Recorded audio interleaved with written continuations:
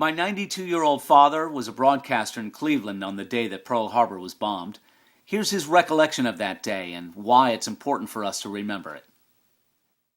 Well, I had just moved from WAKR to WHK in Cleveland, and I had a morning shift. I was going to introduce a church group singing, and they had just started.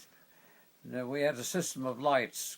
The green light went on, and that meant that they were on the air. All of a sudden, that red light came on, which means they were taken away, and then it came back on again.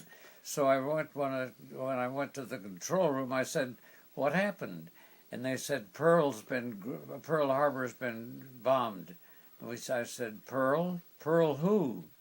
Yeah, not knowing anything at all about the Pacific area. But sure enough, it happened. And I was on duty really until almost the next day and full time. Everyone's shift was changed. We stayed on keeping everything alert. We had the mutual network supplying us, and we were just following whatever, and the ABC network too there. So we had to figure out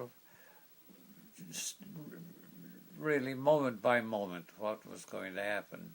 Of course, the big thing, we didn't know what there was going to be a follow-up.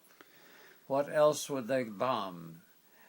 Because the planning could have included the West Coast, it included Chicago, New York.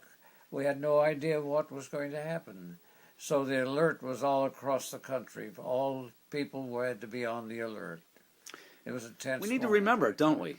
We certainly do. For those of us who lived through it, it's just something you have to be on your alert constantly.